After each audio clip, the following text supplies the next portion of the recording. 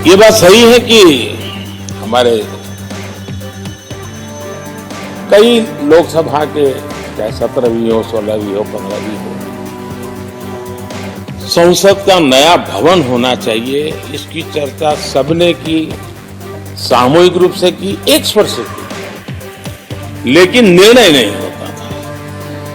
ये आपका नेतृत्व है जिसने निर्णय किया, चीजों को आगे बढ़ाया, सरकार के साथ अनेक मीटिंगें की और उसी का परिणाम है कि आज देश को ये नया संसद भवन प्राप्त हुआ है। हमारे संविधान की पहली प्रत से लेकर महात्मा गांधी के आदर्श राज्य की कल्पना को राम राज का नाम दिया गया। संविधान में भी राम दरबार को स्थान दिया गया। समाजवादी पार्टी कहाँ सम्मान देती है? समाजवादी पार्टी से क्यों जयंत जी जा रहे हैं? समाजवादी पार्टी का बसपा से दो बार गठबंधन क्यों टूटा? कांग्रेस से गठबंधन टूटने के कगार पर दूसरी बार। निषाद पार्टी से गठबंधन क्यों टूटा? भारतीय समाज पार्टी से गठबंधन क्यों टूटा? अगर दूसरी तरफ इशारा कर रहे हैं तो चार गो उंगलियां अपने तरफ कह रही है कि अपने तरफ झांक के देखो कि आपने क्या किया है। लायक तो अध्ययन तो हो, उसका चर्चा तो हो उस पे, उसके बाद फिर ये तय करेगा, सदन तय करेगा। जो बिल होते हैं वो सदन के पटल पे रखे जाते हैं, उस पर चर्चा की जाती है। तो एक बार आने दीजिए, उस पर चर्चा तो होने दीजिए, देखा तो जाए क्या लेकर के आ रहे हैं। देखिए, भारतीय जनता पार्टी ऐसे सभी भाई बहनों का स्वागत करती है जो भारत माता के प्रति, भारतीय जनता पार्टी की रीति नीतियों में भरोसा रखते हैं। हम सबका स्वागत है। देखिए, अभी हमारा राष्ट्रीय नेतृत्व तो इस संबंध में कोई बात कर रहा है। जब तक कोई बात उधर से स्पष्ट नहीं हो जाती है तब तक हम लोग इस पर नहीं बोलना चाहते हैं। लेकिन हम ये जरूर कह सकते हैं कि माननीय नरेंद्र मोदी जी के नेतृत्व में भारतीय जनता पार्टी की आंधी चल रही है। हम उत्तर प्रदेश की 80 की 80 लोकसभा सीटें जीत रहे हैं। अगर मैं चौधरी चरण सिंह जी को जो भारत रत्न सरकार ने दिया है, ये क्या मेरा दायित्व नहीं बनता या अधिकार नहीं बनता कि मैं सदन की कार्रवाई में उस बात को रखूं, धन्यवाद दूं। जो भावनाएं किसानों की है, देश भर के लोगों की है, मैं उसको व्यक्त करूं। तो ये बिल्कुल ही अजीब सी बात हुई है और ये लोगों के गले से बात उतरेगी। देखिए, जो चौधरी चरण सिंह ने किसानों की लड़ाई को बढ़ाया, इनके लिए इतनी आसान नहीं है। जयंत जी को इतनी आसान तो किसानों की लड़ाई नहीं है। और जो छोटे छोटे दल भाजपा में गए, उनका हाल देख लीजिए, कहीं के नहीं रहे।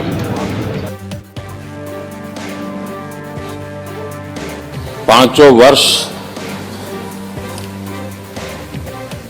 कभी कभी सुमित्रा जी मुक्त हास्य करती थी, लेकिन आप हर पल आपका चेहरा मुस्कान से भरा रहता था, लेकिन कभी भी उस मुस्कान में कोई कमी नहीं आई।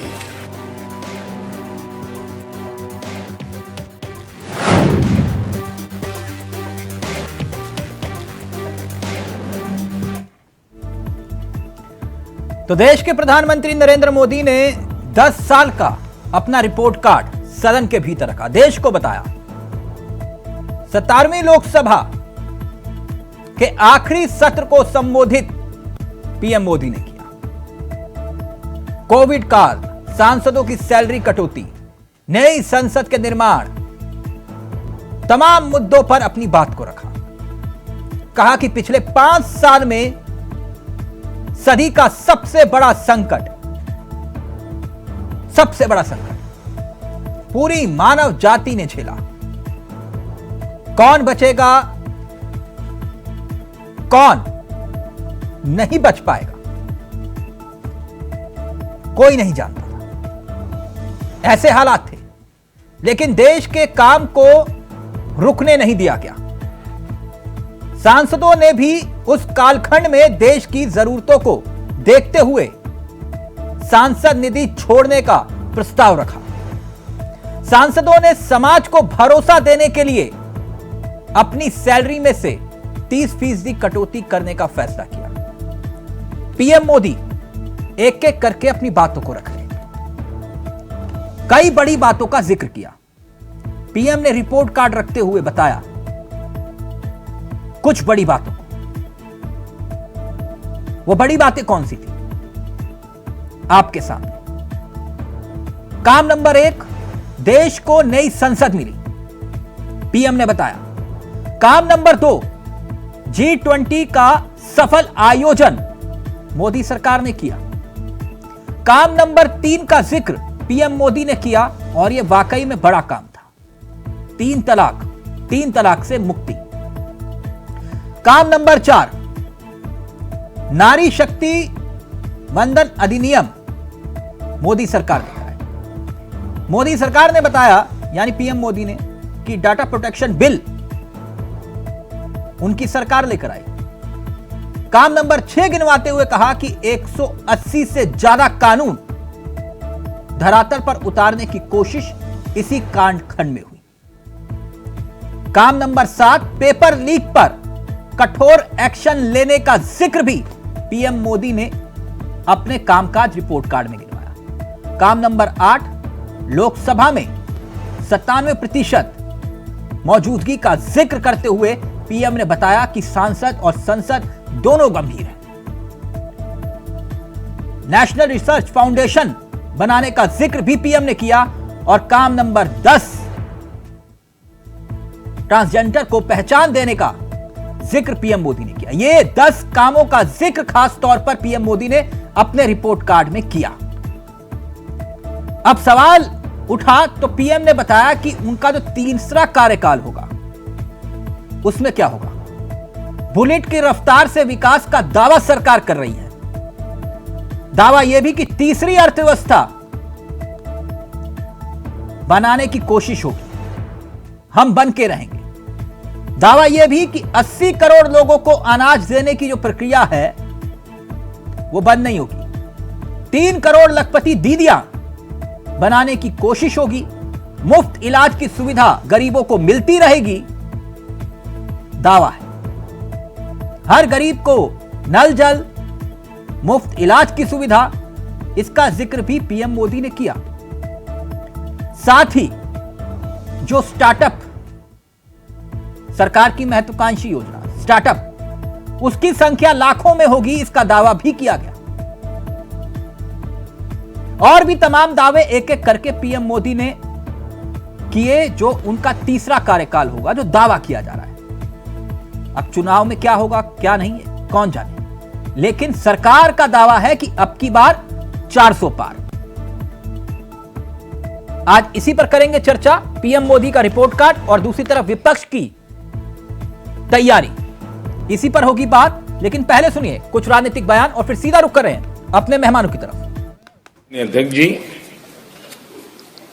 मैं आपके प्रति भी हृदय से बहुत बहुत आभार व्यक्त करता हूं।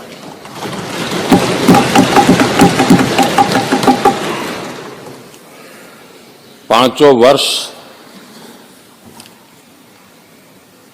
कभी कभी सुमित्रा जी मुक्त हास्य करती थी, लेकिन आप हर पल आपका चेहरा मुस्कान से भरा रहता था। जहां कुछ भी हो जाए लेकिन कभी भी उस मुस्कान में कोई कमी नहीं आई। देश की कल्पना राम और रामचरित्र के बगैर कर ही नहीं सकती। जो इस देश को पहचानना चाहते हैं, जानना चाहते हैं, जीना चाहते हैं, राम और रामचरित मानस के बगैर वो जी ही नहीं सकते।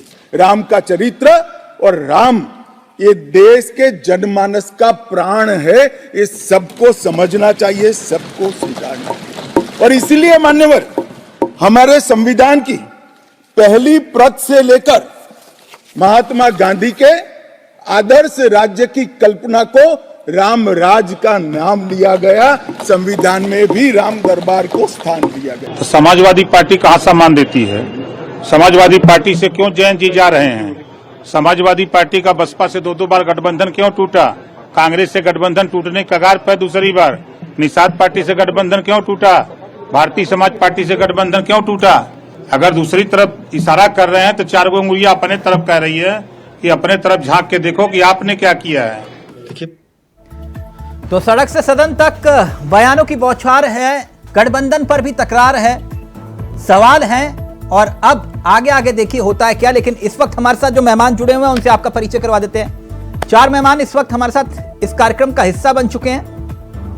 वो चारों मेहमान आपकी स्क्रीन पर है। हमारे साथ संदीप त्रिपाठी जी हैं, कांग्रेस के तेजतर्रार चेहरों में से एक। हमारे साथ कृष्ण मोहन जी हैं, बीजेपी के चेहरे हैं। हमारे साथ रविंद्र जी जुड़ चुके हैं जो कि समाजवादी पार्टी के चेहरे हैं, और साथ ही साथ अनिल गर्ग साहब राजनीतिक विश्लेषक हैं, वो भी इस कार्यक्रम का हिस्सा। आप सभी का बहुत बहुत स्वागत है। त्रिपाठी जी, आपसे इस चर्चा की शुरुआत करते हैं, फिर सत्ता के पास जाएंगे। आप मुस्कुरा रहे, कैसा लगा पीएम मोदी का रिपोर्ट कार्ड? एक एक करके काम का पूरा लेखा जोखा दिया उन्होंने और कह रहे हैं अब की बार 400 पार। दो चीजें, पहली बात तो हम आंकड़ों पे और जो उन्होंने कहा हम उसी पे बात करेंगे, और 400 पार पे कहेंगे तो मैं आंकड़े रख दूंगा और आपको अभी यहीं पर प्रतीत होगा कि ये जो बात कही जा रही है सिर्फ हाइपोथेटिकल बात है, सिर्फ अपने कार्यकर्ताओं में उत्साह बढ़ाने के लिए बात है। अब बात आई कि जो है मोदी जी के भाषण की, और जो अभी आपने 8 पॉइंट स्टार्ट आउट किए, हम उन पे बात कर लेते हैं। सर, इसी सरकार ने, मोदी जी ने ही 2 करोड़ रोजगार देने की बात कही थी। क्या उससे रोजगार पे उन्होंने एक शब्द बोला क्या सर? कोई उससे अगर कुछ बात रखी हो तो दर्शकों को जरूर बताइएगा, आपके माध्यम से मैं जानना चाहता हूँ। मोदी जी का ये वादा था कि जो है हम 2022 तक देश के सभी लोगों को पक्का आवास दे देंगे। ये हमने नहीं कहा था सर, मोदी जी ने ही कहा था। उस पर उनका क्या रिपोर्ट कार्ड था, उससे उन्होंने क्या कोई बात की? उन्होंने ही कहा था कि 2022 तक किसानों की आमदनी हम दुगना कर देंगे। उन्होंने ही कहा था कि हम काला धन लेके आएंगे। उन्होंने ही कहा था कि हम 2022 तक बुलेट ट्रेन चला देंगे।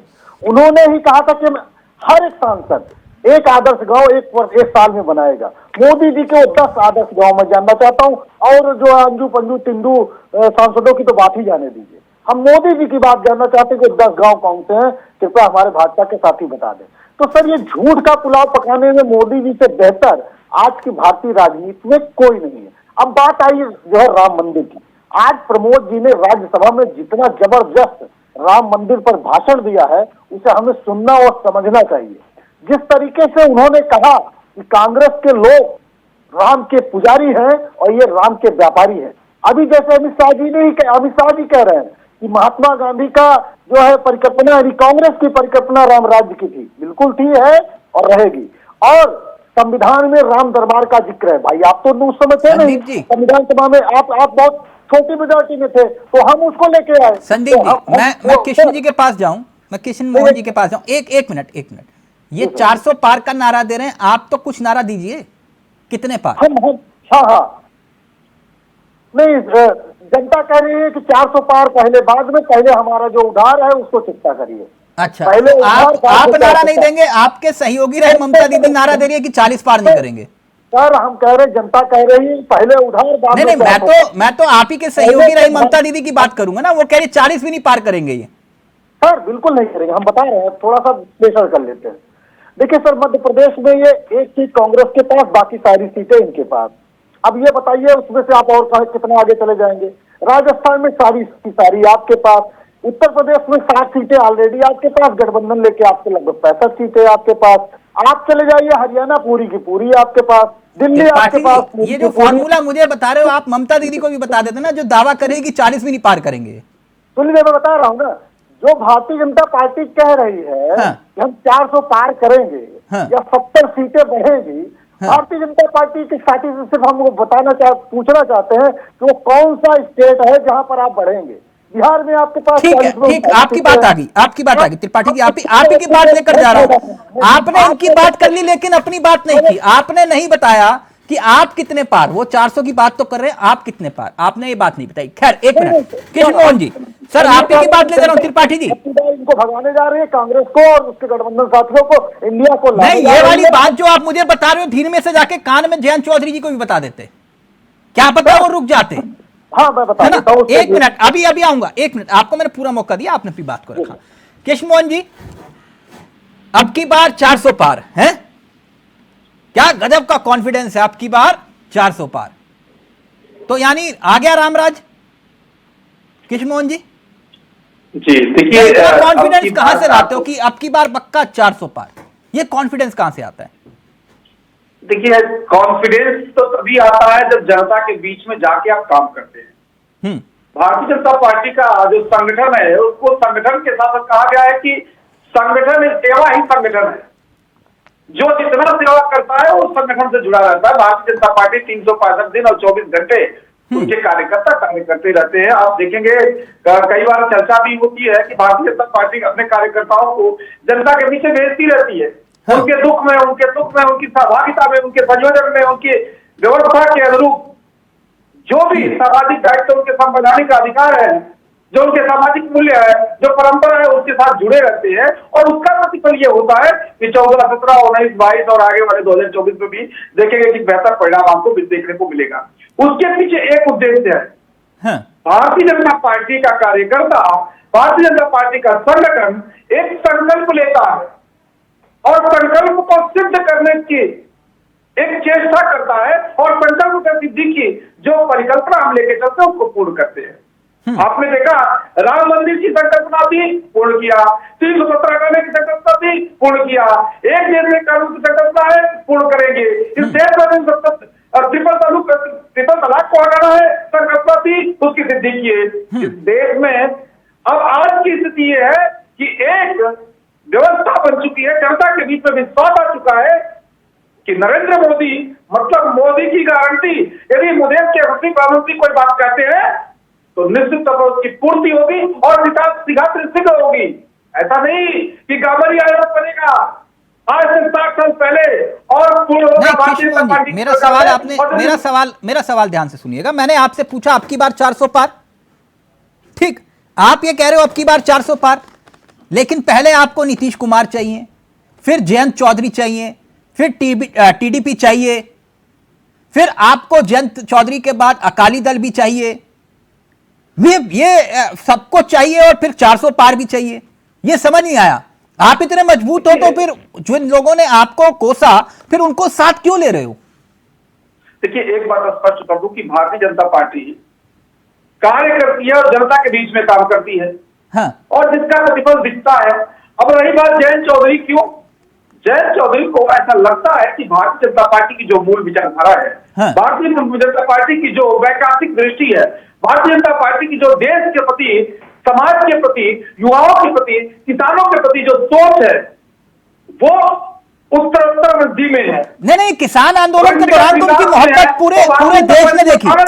आपको लेकर सर, आपको लेकर पूरे देश ने उनकी मोहब्बत को किसान आंदोलन के वक्त देखा था।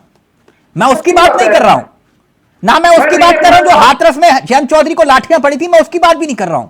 मैं सिर्फ आपसे यह पूछ रहा हूं कि जब आप 400 पार का नारा दे रहे हैं तो नीतीश कुमार की जरूरत क्या आन पड़ी, जयंत चौधरी की अकाली दल से बात हो रही है, कमलनाथ के आने की बात हो रही है, ये चक्कर क्या है? 400 पार तो आराम से कर लोगे आप, दिक्कत क्या है? पुनः इस बात करता हूं, ये देश की वैकल्पिक यात्रा है और देश की इस वैकल्पिक यात्रा में जितने लोग भारतीय जनता पार्टी और देश की विकास की यात्रा बताना चाहते हैं उनका सहमत होना चाहिए।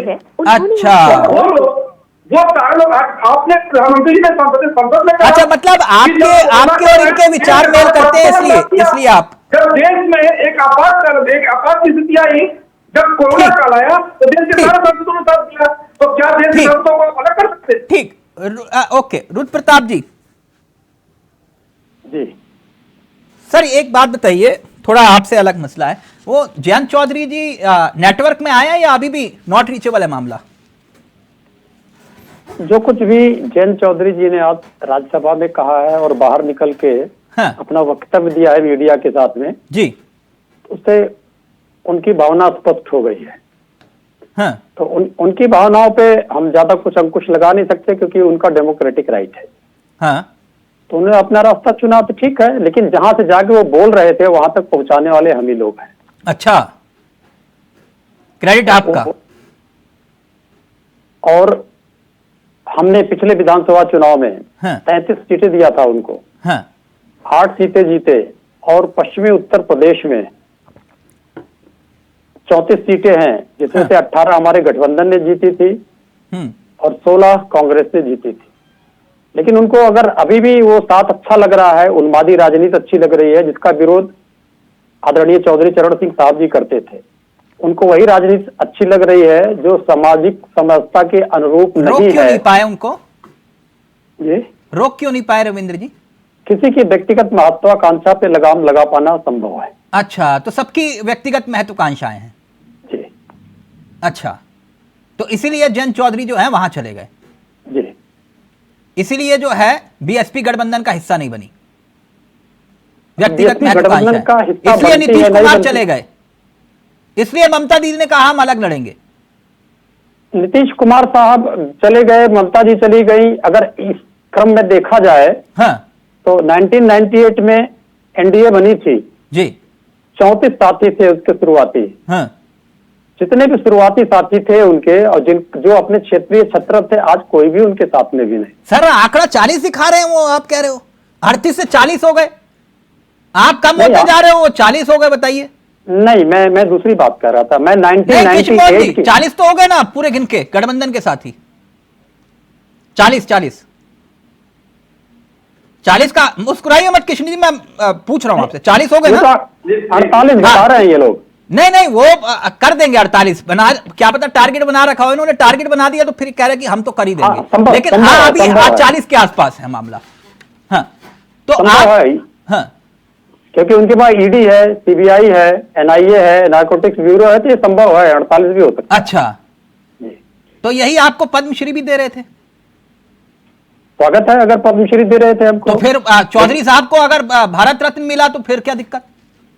फिर आप तो कह रहे हो कि स्वागत- राजनीतिक सौदेबाजी होगी। सबसे पहले चौधरी साहब को भारत रत्न से सम्मानित किया जाए, हम लोगों ने उस समय मांग किया था जब सर आपने आदरणीय तो कर्पूरी ठाकुर जी को भी किया था, लेकिन दिलवा देते ना, किसने रोका था? आप सत्ता में थे। नहीं, आदरणीय अटल बिहारी वाजपेयी जी जब प्रधानमंत्री थे तब उन लोगों ने नहीं दिया। रविंद्र जी मैं ये कह रहा हूं कि आप दिलवा देते ना, सत्ता में थे। और ये मत बोलिएगा मुलायम सिंह यादव जी की हैसियत कम थी, सत्ता में सब जानते हैं, सब जानते हैं उनके पास क्या ताकत थी।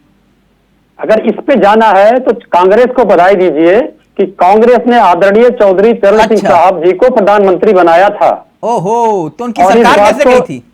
इस बात को नकारा नहीं जा सकता है। हाँ, ठीक है, ठीक। इसलिए बधाई के पात्र जो हैं संदीप त्रिपाठी जी हैं। ओके, मैं आपकी बात समझ गया। कृष्ण मोहन जी, क्विक रिएक्शन जल्दी से अपनी बात रखिएगा, फिर उसके बाद जो है मैं अनिल गर्ग आपके पास आ रहा हूं। वो ये कह रहे हैं कि क्रेडिट सबको दे दीजिए, लेकिन बीजेपी को छोड़ के। वो कह रहे हैं कि हमने आवाज उठाई थी कर्पूरी ठाकुर की, इसलिए भारत रत्न मिला, हम सत्ता में थे, नहीं दिया, वो बात अलग है। हमने आवाज उठाई थी चौधरी चरण सिंह की, इसलिए उनको भारत रत्न मिला, और पद्मश्री आपने मुलायम सिंह यादव जी को दे दिया। 2004 से लेके 2014 तक सत्ता में कांग्रेस थी और ये उनके सहयोगी, सबसे मजबूत सहयोगी के रूप में थे समाजवादी पार्टी के लोग। क्यों नहीं थे उनको दिलवा दिए भारत रत्न?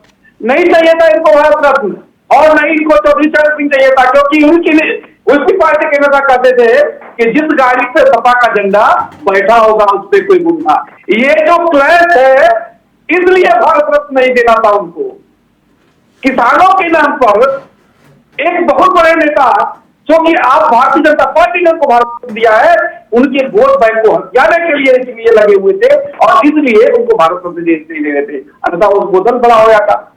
ये आज जिसकी पर ये कह रहे हैं कि भारतीय जनता पार्टी का कोई श्रेय ही नहीं है इस पे, ठीक बात है, परंतु इस देश के लोगों के साथ जिन लोगों ने, वो पीवी नरसिंह राव रहे हो, वो चौधरी साहब रहे हो, वो कर्पूरी ठाकुर रहे हो, उनका जो समाज के लिए जो योगदान रहा है, उस योगदान के लिए अपने सहयोगी दल से आप कभी रिक्वेस्ट तो करते नहीं करेंगे। अब सुप्रीम कोर्ट की बात पर एफिडेविट देने वाले लोग हैं जो कहते हैं, सुप्रीम कोर्ट अब पूछती है कि देश में भूखमरी बढ़ रही है। रविंद्र जी जल्दी से, फिर गंज साहब के पास जाना, बहुत देर से वेट कि हमारे पास नहीं है जी। अगर इनको भारत रत्न देना है तो आदरणीय श्यामा प्रसाद मुखर्जी जी को क्यों नहीं दिया? अगर इनको भारत रत्न देना है तो आदरणीय दीनदयाल उपाध्याय जी को क्यों नहीं दिया? तो जो अपनों को सगे नहीं हो, दूसरों के केवल सगे बन सकते हैं लाभ लेने के लिए। जी धन्यवाद। यानी आप ये कह रहे हैं कि जो कभी अपने जिंदा होते हुए भी खुद को रत्न देते थे, वो वाली फॉर्मूला अपनाया जाए।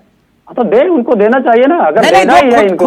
खुद को रत्न मानकर जो कहते थे कि हमें भी रत्न बना दो, जो जिंदा रहते हुए भी, तो वही प्रथा शुरू करनी चाहिए, आप ये कह रहे हो? नरेंद्र मोदी जी को खुद ले लेना चाहिए था, क्योंकि बाद में पता नहीं कोई दे उनको ना दे, उनको खुद भी ले लेना चाहिए। ठीक कहा आपने। व्यवस्था पे खुद का हाथ जमाते हैं और ये कहते हैं ये व्यवस्था हमारी है।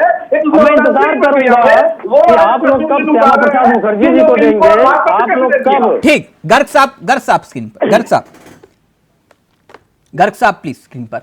गर्ग साहब एक बात बताइए, ये जो अब की बार 400 पार पीएम रिपोर्ट कार्ड रख रहे हैं और ये भी बता रहे हैं कि जो मेरा तीसरा कार्यकाल होगा उसमें मैं क्या क्या करूंगा, ये तो अपने आप में ही मेरे ख्याल से ये पहली बार ऐसा हुआ होगा कि देश का प्रधानमंत्री पहले ही बता दे कि मेरा ये रोड मैप है और अगली बार इतने पार और इतने पर मैं ये काम करके दिखाऊंगा।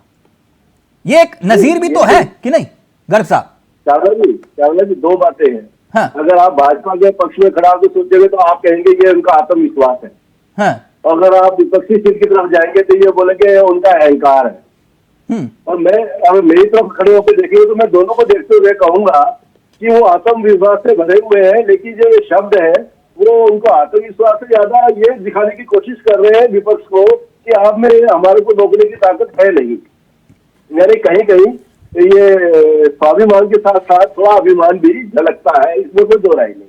नहीं, मैंने तो ऑफर दिया त्रिपाठी जी को, बोलिए कि अब की बार कितने पार, तो बता ही नहीं रहे थे त्रिपाठी जी। अब मैं क्या करूं सर, मैंने तो पूछा उनसे। त्रिपाठी जी नहीं बताएंगे, मैं बता देता हूँ। हाँ। देखिए 190 सीटें इस समय विपक्ष के पास है। अगर 2019 के चुनाव नतीजों का देखा जाए 190 सीटें भी साफ कम नहीं होती। जब ये 353 से बढ़ के 400 पार जाने की बात करते थे, आप भी 190 से बढ़ के 272 पार जाने की बात कर सकते हैं। हाँ। लेकिन सवाल ये है कि किसके बूते पर, किसकी ताकत पर। जो लोग आपके साथ एनडीए छोड़ के आए थे वो वापस एनडीए के राह पे जा रहे हैं, एक दो लोगों को इकट्ठा और जाना साथ लेकर जा रहे हैं। तो आप किसके दम पे कहेंगे कि हम 190 को 272 प्लस कर लेंगे? तो ये एक बड़ी प्रॉब्लम है। आप कहते कि ये 303 से 370 कैसे करेंगे, कहां से जोड़ेंगे? जोड़ने की संभावना हर जगह है। पंजाब में इनके पास मान लो सिर्फ 2 सीटें भाजपा के पास थी, अकाली दल मिला के 4 सीटें थी, 4 सीटों में से वहां जोड़ सकते हैं। और मैं तो कहूंगा उत्तर प्रदेश में बैठे थे त्रिपाठी जी, उत्तर प्रदेश में भी 16 सीटें कम आई थी भाजपा की, गठबंधन की। तो 16 सीटों में से क्यों नहीं कह सकते कि हम 14 को दोहरा देंगे, क्या उससे भी आगे चले जाएंगे? देखिए वोट तो देना जनता ने, आखिर इनके पास सब कुछ है। एनडीए ने अपना रोड मैप भी दिया है सेंट्रल के हिसाब से। अच्छा, ये कॉन्फिडेंस विपक्ष में क्यों नहीं दिखाई दे रहा? गर्ग साहब मैं एक बात समझना चाह रहा हूँ, ये कॉन्फिडेंस विपक्ष में क्यों नहीं दिखाई दे रहा? चावला जी देखिए, कांग्रेस को इस समय क्या चाहिए था? कांग्रेस को चाहिए था कि इस समय अपने इंडिया अलायंस के साथियों के बैठ के सीट शेयरिंग पे बात करती। विपक्ष को चाहिए था कि सारे इंडिया अलायंस के साथियों को बैठ के चाहिए था कि भाजपा को कहाँ गए तो इस पर चर्चा करती। लेकिन इस समय कांग्रेस क्या कर रही है? कांग्रेस राहुल गांधी के नेतृत्व में अपने जनाधार बढ़ाने के लिए यात्रा कर रही है। हाँ। तो उनको ये समय अपने साथियों को देना था, अपने साथी दलों को देना नहीं, था। आप कह रहे हैं उनके पास क्या है? इनके पास राहुल गांधी है तो सही यात्रा कर रहे हैं। राहुल गांधी है, राहुल गांधी का एक लक्ष्य है कि उनका लक्ष्य और काम करने का तरीका भी है कि हमने कांग्रेस को मजबूत करना है। गलत नहीं है, बहुत अच्छा है। लेकिन उन राज्यों में जहां पे इंडिया अलायंस के साथी मजबूत है, अगर आप वहां कांग्रेस को मजबूत करेंगे तो आपके साथी खुद कैसे होंगे? पश्चिम बंगाल में आपको क्या जरूरत थी कांग्रेस मजबूत करने के लिए इस समय निकलने की?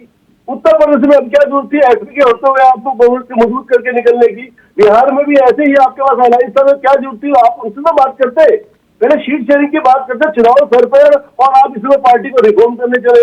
देखिए टाइमिंग का एक सवाल होता है। अगर आप 2 साल पहले यात्रा करते सब लोग खुश होते हैं। हाँ। लेकिन चुनाव के समय में आप पार्टी को मजबूत करने निकलेंगे, चुनाव सर पे है। पार्टी जी, गर्ग साहब जो कह रहे हैं कि टाइमिंग जो चुनी आपने वो टाइमिंग ठीक नहीं है। जिस राह से जा रहे हो वहां कांटे ही कांटे हैं, और बाकी तो काम कृष्ण मोहन जी कर ही रहे। वो ये कह रहे हैं कि जिस रास्ते से जाओगे वहां तबाही मचा रही है बीजेपी। तबाही की बात नहीं, देखिए नहीं, मतलब कहने का आपका वही है कि गठबंधन के साथी भी छूटते जा रहे हैं। एक मिनट त्रिपाठी जी, गर्ग साहब जो बात करें।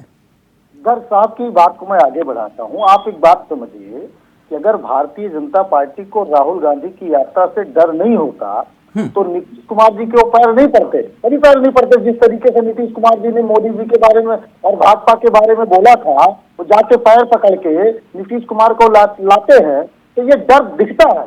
आप समझिए, अगर वो और अन्य राज्यों में तोड़फोड़ करने की कोशिश करते हैं तो ये दिखता है कि वो डर है, और वो डर इसी वजह से है।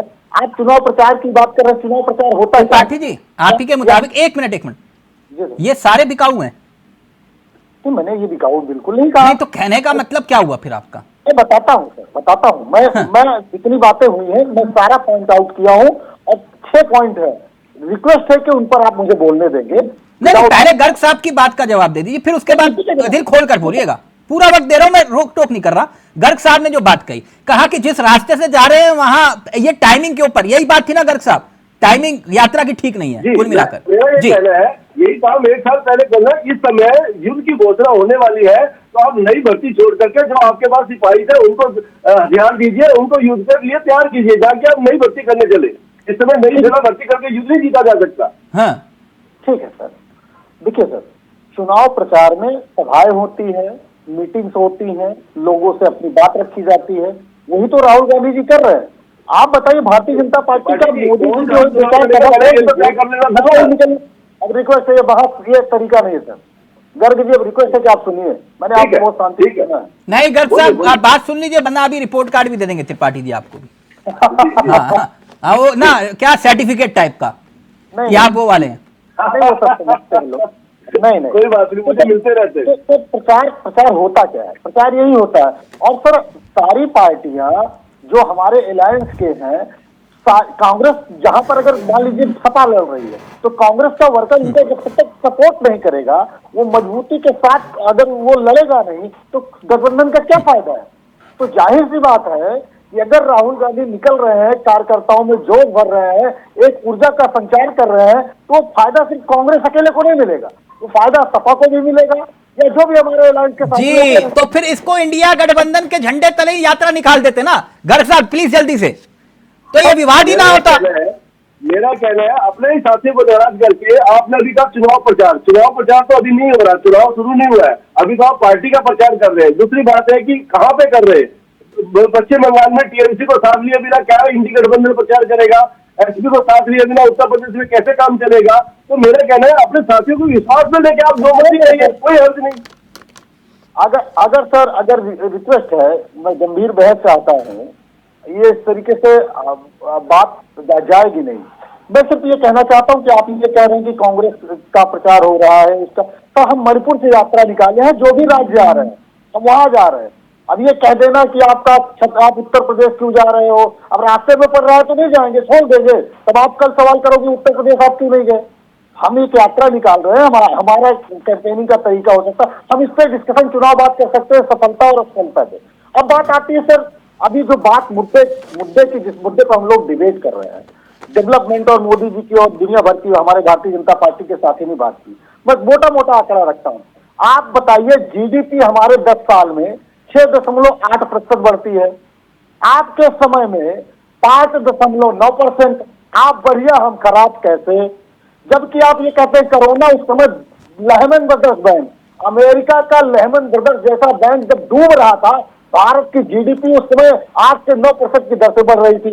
और सर, आप कानून की बात करते हैं, शिक्षा का अधिकार 6 से 14 तक का बच्चा, चाहे मोदी जी का हो चाहे हमारे भाजपा के साथ, मोदी जी सॉरी, वो तो गलती हो गई, सीता जी को आज प्रमोद जी राज्यसभा में ढूंढ रहे थे, अयोध्या में ढूंढ रहे थे, जब बच्चे की बात गलत निकल आई। अन्य नेता भाजपा का कोई भी होगा, उसको 6 से 14 तक का जो है, जो भी बच्चा होगा उसको मुफ्त शिक्षा, और वो भी जो भी बड़ा विद्यालय होगा वहां पर 25% सीटें रिजर्व की हमने।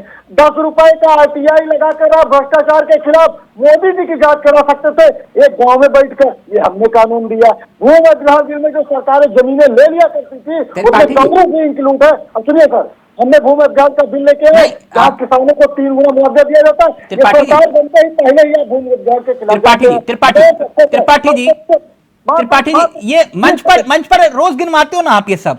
नहीं सर, 20 सेकंड है ना, MP में भी गिनवाया, राजस्थान में भी गिनवाया, छत्तीसगढ़ में भी गिनवाया, 2019 में भी गिनवाया। सर, मोदी जी भी वही बात कर रहे हैं रोज, दूसरी नहीं कर रहे हैं। वो भाषण जो अच्छा, आप मतलब मोदी जी को फॉलो कर रहे हो, करो। अगर हम चर्चा हम कर रहे हैं किसी पे, तो मोदी जी ने अपनी बात रखी, मैं कांग्रेस की रख रहा हूँ, जनता डिसाइड करेगी। बस एक मिनट में अनिल जी को एक कमेंट ले लूं, फिर उसके बाद आरएलडी के चेहरे जुड़ रहे हैं हमारे साथ। 30 सेकंड जी प्लीज जल्दी, प्लीज जल्दी। मेरा कहना है इन बातों पे कांग्रेस ऐसे सर कांग्रेस कैसे आ पाई? सुनिए, बात इसमें कोई शक नहीं है कि कुछ विशेष कानून कांग्रेस सरकार ने बनाए, इसमें कोई शक नहीं है, लेकिन उन पर तो बात हो चुकी ना। 2019 का चुनाव आने तक 2 साल हो चुका, जिन पे आप अपनी बात कह चुके, जनता अपना मत दे चुकी, उनको दोहराने से क्या मतलब है? आज 2019 से 2024 के बीच में भारतीय जनता पार्टी की एनडीए सरकार ने क्या क्या किया और विपक्ष ने अपनी क्या भूमिका निभाई, एक। दूसरा, विपक्ष के पास अगले 5 सालों के लिए क्या रोड मैप है, उसकी चर्चा करिए। एनडीए अपने रोड मैप की चर्चा कर रहा है, अपने परफॉर्मेंस की बात कर रहा है, आप अपने रोड मैप की चर्चा करिए। आपके भी कहानी सुनूंगा तो क्या मतलब है? गर साहब thank you so much. RLD के चेहरे जुड़े। त्रिपाठी जी आप जल्दी से ना विक्टिम कार्ड मत खेलिए प्लीज, सबसे ज्यादा वक्त आप ही को दिया अभी तक। प्लीज त्रिपाठी जी का ऑडियो बढ़ा दीजिए। और बाकी गर्ग साहब thank you so much, RLD के चेहरे हमारे साथ जुड़ रहे हैं कार्यक्रम में। प्लीज जल्दी से त्रिपाठी जी आप अपनी बात रख लीजिए आराम से, तसल्ली से, फिर मैं कृष्ण मोहन जी के पास जा रहा हूँ। जी, मोदी जी लाइन क्लियर पे ये कहते हैं कि 1000 जो है 1000 दिन में वो जो है 1000 गांव में लाइट पहुंचाएंगे। उनका योजना आता है 4000 गांव प्रति ईयर। हमने 12000 गांव में लाइट पहुंचाई। जय बिजली विभाग के वेबसाइट पर ये आंकड़े मिल जाएंगे। हमने 12000 गांव पहुंचाई, हम खराब ये 4000 पहुंचाई है। और सर एक बात कर लेते हैं अभी सर, आप एक एक करके त्रिपाठी जी एक एक करके सर, आप अगर कहेंगे तो मैं प्रेस कॉन्फ्रेंस कवर करवा दूंगा, आप करिए प्रेस कॉन्फ्रेंस, मेरे को कोई आपत्ति नहीं। कृष्ण जी हमको विधायक इनको सिर्फ बोलने दीजिए 30 सेकंड। त्रिपाठी सर आप ही बोल रहे हैं कंटिन्यू, मैं तो अभी एक बार गया हूँ कृष्ण मोहन जी के पास। 10 सेकंड बोलता हूँ सर, आप फिर बीच में बोल देते हैं। त्रिपाठी जी आप ये देखिए, आप ये वाला काम मत करेगा, माइक ऑन है और फिर कहोगे कि मेरे को म्यूट कर दिया।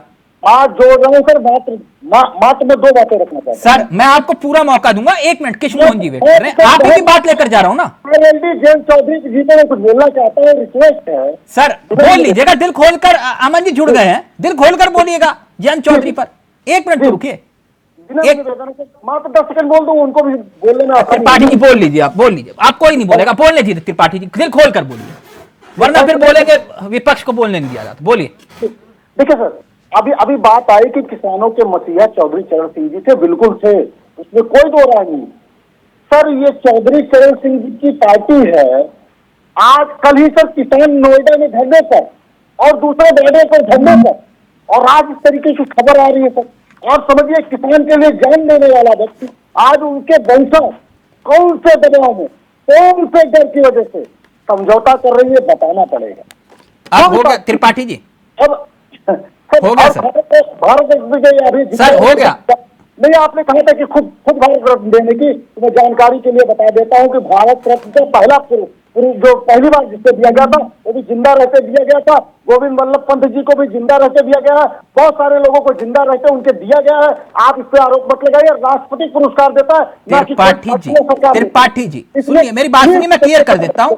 जिनको भी भारत रत्न मिला वो हमारे सम्मान्य चेहरे हैं, ठीक। जिनको 1 मिनट रुकिए ना सर, 1 मिनट रुकिए, उस पर किसी को कोई आपत्ति नहीं होनी चाहिए। पहली बात, वो देश के नायक थे, चाहे वो कोई भी हो, चाहे वो आपकी सरकार के रहे या इनकी सरकार के। भले ही किसी के शव को आपने फुटपाथ पर रख दिया, वो बात अलग है, लेकिन वो देश के नायक थे, इसे मानना चाहिए, किसी को गुरेज नहीं होना चाहिए, ठीक।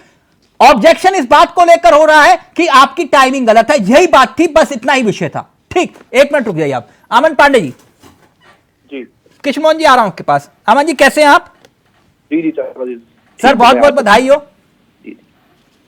जी बधाई आपको भी और बधाई सारे पैनलिस्ट को भी कि चौधरी चरण सिंह जी को उनकी स्वर्गवासी हुए 37 सालों के बाद कोई सरकार ने उनको याद करके और भारत रत्न देने का काम किया है।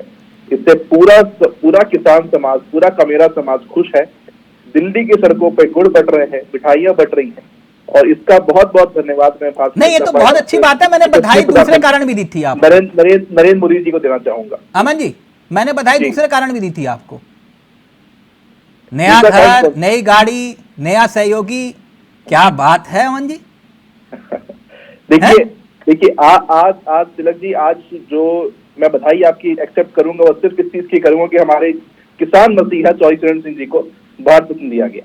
और बहुत मुझे एक दुख है, एक खेद है जो मैं आपके प्रकट करना चाहूंगा। एक बात बताऊं, आपको बुरा तो नहीं मानोगे, यहाँ त्रिपाठी जी और कृष्ण मोहन जी भी बैठे हुए हैं और रविंद्र जी भी बैठे हुए हैं। 12 तुगलक रोड याद है ना, भूले तो नहीं हो?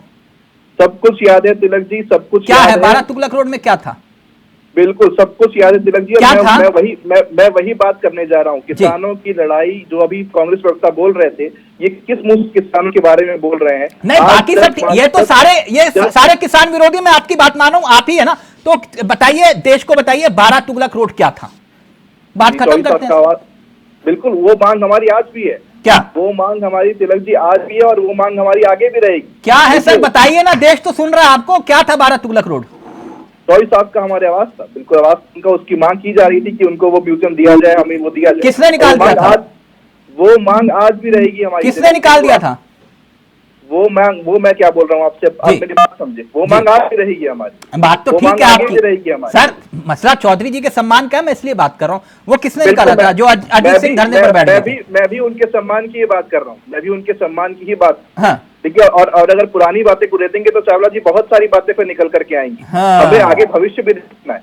पुरानी बातें मत कुरे दिए, ठीक है, पुरानी बातें नहीं कुरे। नहीं तो क्या तिलक जी, क्या पुरानी बातों को लेके बैठे रहे यहाँ पर? आप मुझे ये बताइए। नहीं ठीक है आपकी बात, जब आप ही ने बात खत्म कर दिया, आपने कहा पुरानी बातों को, तो मैं तो सिर्फ बधाई दे रहा था। 12 तुगलक रोड पूछ रहा था, आप नाराज हो गए इस बात को लेकर?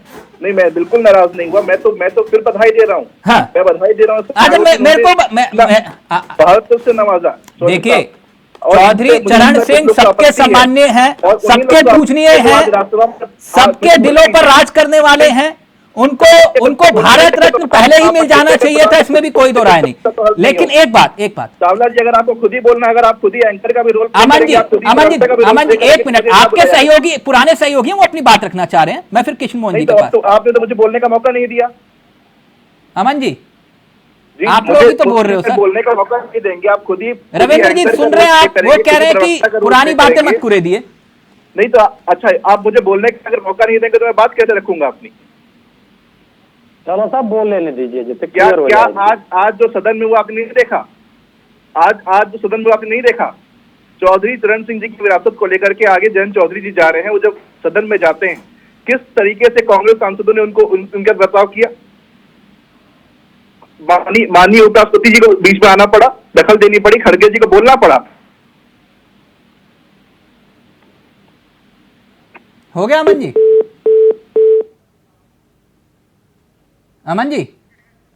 अमन जी का फोन कट गया, प्लीज कनेक्ट करिएगा, क्योंकि मैं चाहता हूं उनके दिल की बात आए। रविंद्र जी मैं आपके पास आऊं, लेकिन कृष्ण मोहन जी आपके पास आना चाहूंगा। वो जो एकाएक जो है दिल जीतने वाली बात जो जयंत चौधरी ने कही थी, और त्रिपाठी जी ये कह रहे हैं कि आपने दिल नहीं दल भी जीत लिया, दिल नहीं दल भी जीत लिया। वो जयंत चौधरी वाले मसले पर कह रहे हैं। देखिए, जहाँ तक दिल जीतने की बात है, तो निश्चित तौर पर जो एक लंबे कालखंड तक इस देश में किसानों के लिए संघर्ष करता रहा, वो परिवार बहादुर है, 400 पार कर रहे हैं, तो क्या जरूरत है जयंत चौधरी की? क्या जरूरत है? सुन भी लीजिए, देखिए डिबेट करने आए तो सुन भी लिया कीजिए। करने की क्या जरूरत है आपको? अगर इतने मजबूत हैं आपके मोदी जी, ऐसे तो जितने गाली दिया माँ बहन त्रिपाठी जी सुन लीजिए भाई। आपके भाजपा कार्यकर्ताओं पर अगर आपको इतना दम है, इतना विश्वास है, इतना कॉन्फिडेंस है, तो कहा ये राजभर जी के पैर पकड़ रहे हो? कहा नीतीश कुमार जी के पैर पकड़ रहे हो? कहा जाकर जो चाहते हो उद्धव ठाकरे जी आपके साथ आ गए? उनको बात तो रखने दीजिए ना अपनी। ये आपका डर दिख रहा है, ये मोदी जी का डर दिख रहा है। त्रिपाठी एक मिनट, कृष्ण मोहन जी का ऑडियो रहेगा, बोलिए कृष्ण मोहन जी।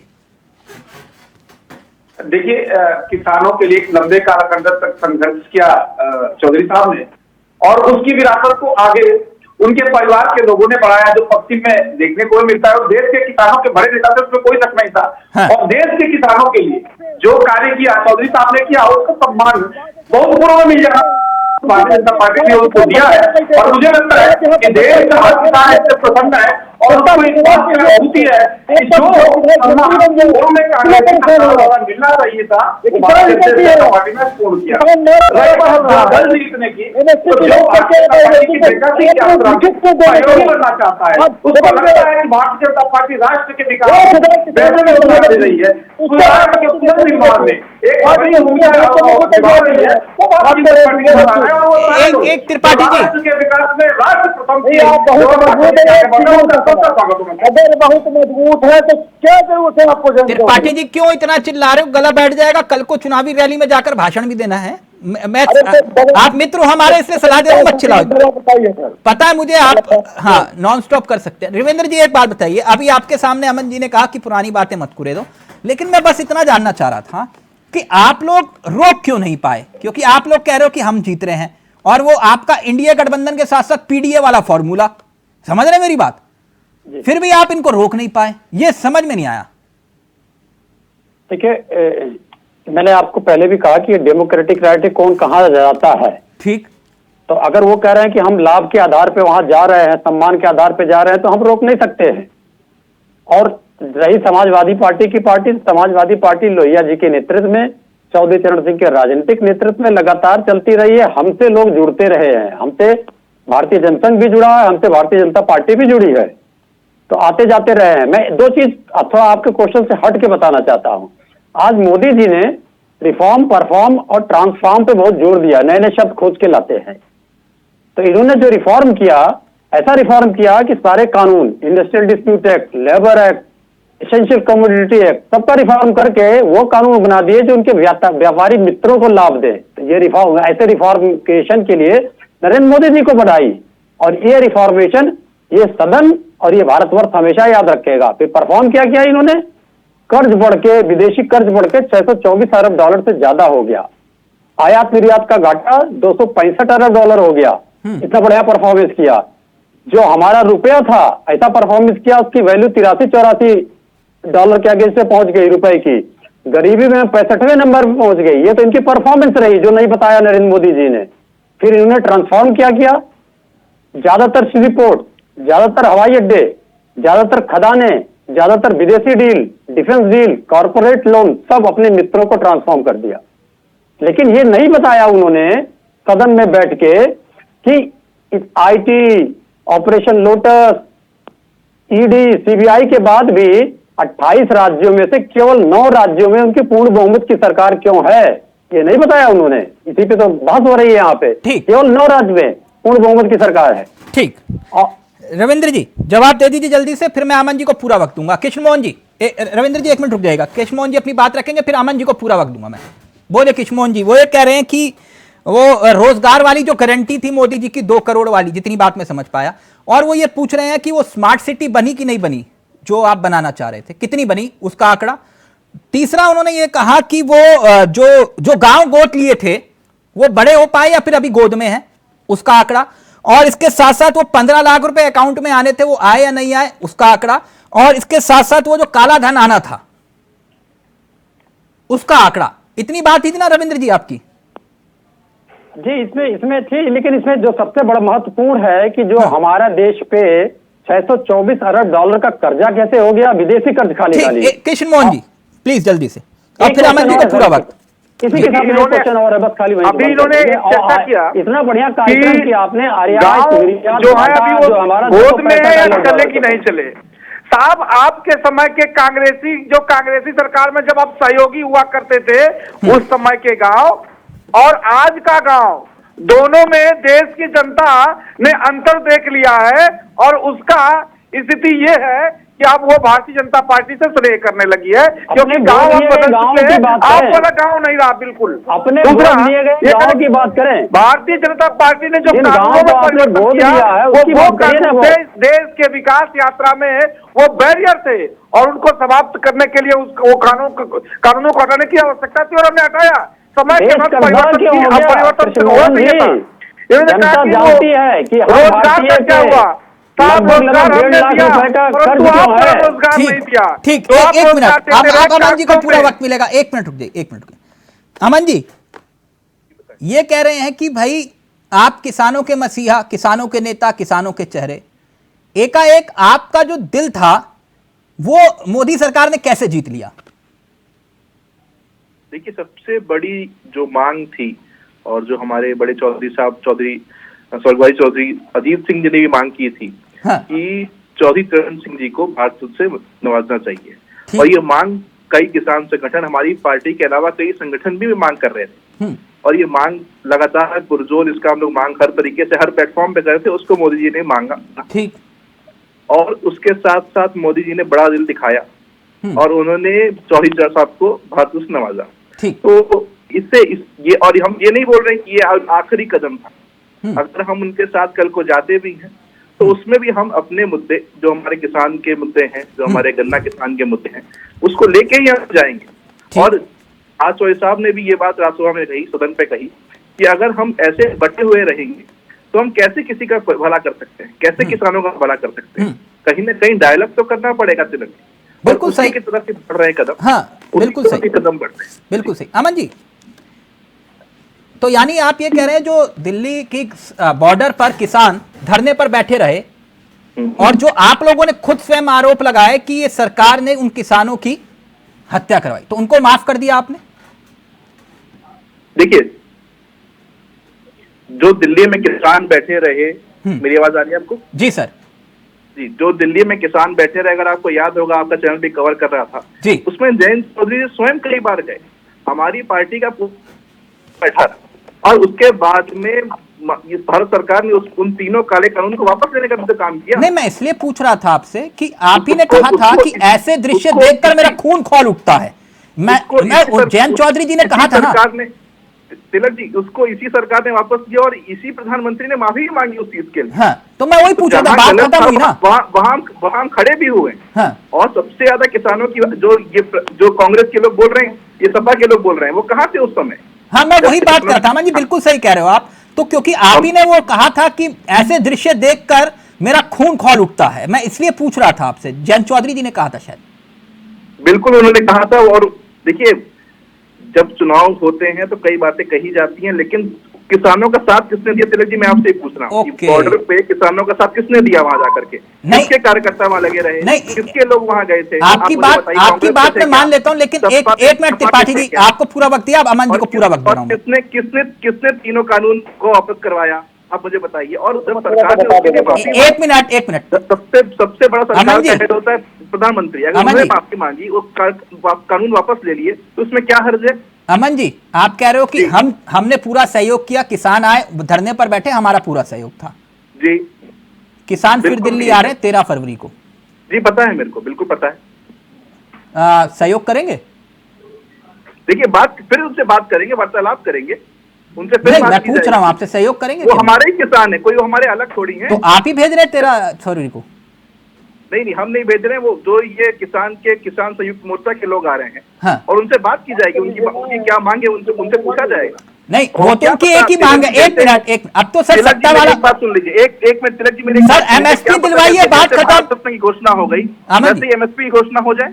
एमएसपी की गारंटी भी दिलवा दो ना। कृष्ण मोहन जी आजकल वैसे भी गारंटी दे रहे हैं, वो कह रहे हैं हाँ, मोदी जी की गारंटी है, एमएसपी की भी गारंटी दिलवा दो, बात ही खत्म। इंतजार करें तिलक जी, धीरे धीरे चीजें होंगी। जैसे चौधरी साहब को सम्मान दिया गया, वैसे धीरे चीजें होंगी। और वो लखीमपुर खीरी वाला कांड जो था, जिसको लेकर सही होंगी। नहीं, लखीमपुर खीरी वाला जो कांड था वो, जी बिल्कुल याद है मुझे। नहीं, याद तो सबको है वो, क्योंकि जयंत चौधरी जी ने सबको याद दिलवाया था कि थार गाड़ी कैसे सबसे ज्यादा मुखर होकर के उसने भी जयंत जी ने आवाज उठाई थी। मैं तभी आपसे पूछ रहा हूं। आज भी उस पीड़ित परिवार को मिलने का काम जयंत चौधरी जी ने किया था, और कोई नेता तो वहां पहुंच भी नहीं पाए, मुझे लगता है। और आज भी उस परिवार के साथ हम लोग हैं, आज भी हैं सर, और आगे भी रहेंगे। तो वही सत्ता में है आपके भागीदार जिन पर आरोप लगाए? बिल्कुल उनके खिलाफ रहेंगे। अगर देखिए, अगर उनका इन्वॉल्वमेंट है तो उनको हटाएंगे। नहीं, कहा वो तो सत्ता में ही है। जी, तो हम अभी सत्ता में कहाँ हैं तिलक जी? अभी हम सत्ता में हैं क्या? अच्छा, अभी नहीं है। अभी नहीं है। हाँ, त्रिपाठी जी क्विक रिएक्शन, फिर कृष्ण मोहन जी को पूरा वक्त, फाइनल कमेंट उनका। जी थैंक यू। अमन भाई को सिर्फ इतना बताना चाहता हूँ, उन्होंने किसान आंदोलन की बात की और उन्होंने कृषि कानून पर पूछा कि कांग्रेस कहाँ थी। अपने साथी को सिर्फ एक बात बताना चाहता हूं कि महोदय, आपकी जानकारी के लिए बता दूं, भारतीय जनता पार्टी को भी बता देता हूं कि राहुल गांधी वो नेता थे जिन्होंने पंजाब से इस आंदोलन की शुरुआत की थी। पंजाब से ट्रैक्टर से उन्होंने जो है ट्रैक्टर मार्च के माध्यम से जो है किसान आंदोलन की शुरुआत की थी। आप जान लीजिएगा, सबसे पहले नेता थे जो निकल कर आए थे इस कानून के खिलाफ और सबसे पहले आवाज उठाई थी। इसलिए आप ये मत कहिए कि कांग्रेस कहाँ थी। त्रिपाठी, अब वो विषय एक मिनट त्रिपाठी जी, त्रिपाठी हाँ, पता है सूरज जो निकल रहा है वो आप लोगों की वजह से निकल रहा है। जुल्मी सरकार को पता बताते हुए एक मिनट, अब कृष्ण मोहन जी का ऑडियो रहेगा। कृष्ण मोहन जी, बाकी सब तो ठीक है, लेकिन एक खबर और आ रही है। त्रिपाठी जी पता नहीं क्यों इतना नाराज हो रहे हैं। सुनने में आया है कि कमलनाथ जी भी बीजेपी आ रहे हैं, क्या ये सच है? देखिए, ये सिर पैर की बातें हैं। नहीं, कमलनाथ जी के साथ फोटो वायरल हो रही हैं आपके नेताओं के साथ, और बकायदा ये चर्चाएं हैं कि कमलनाथ जी भी आ रहे हैं। नहीं, बिल्कुल। देखिए क्या है कि फोटो किसी के साथ, किसी का सामाजिक जीवन जी रहा है व्यक्ति, तो निश्चित तौर पर किसी ना किसी के साथ तो फोटो आएगी। नहीं, फोटो ऐसे नहीं आती है ना, फोटो बकायदा खींचने के बाद वायरल की जाती है, मैं जानता हूँ। और मुझे लगता है इन सब विषयों पर, चर्चा के विषयों पर विराम लगना चाहिए। अच्छा, चर्चा मतलब कमलनाथ जी के लिए नो एंट्री है क्या? पुनः इस बात को कहता हूं कि एक दूसरे सामाजिक जीवन है, सामाजिक जीवन में हर व्यक्ति का वोट गिरने के बाद, सत्ता में रहने के बाद से भी सामाजिक जीवन है। नीतीश जी की एंट्री हो सकती है, जयंत जी के लिए द्वार खोल सकते हो, टीडीपी के लिए कह सकते हो वेलकम, अकाली दल को बोल सकते हो, और वैसे भी जो राहुल के करीबी रहे उनको आपने कहा कि आ जाइए, तो फिर कमलनाथ जी में दिक्कत क्या है? मैं कमलनाथ जी की चर्चा नहीं कर रहा हूं, मैं उन सारे लोगों की चर्चा करता हूं जो भारतीय जनता पार्टी की वैचारिक यात्रा में, जो विकास यात्रा में देश राष्ट्र प्रथम की भावना को जो रखते हैं और इस यात्रा में जो सहभागी बनना चाहते हैं, सबका स्वागत होना चाहिए। तो आ रहे हैं ना कमलनाथ जी, में बस इतना पूछ रहा था सर।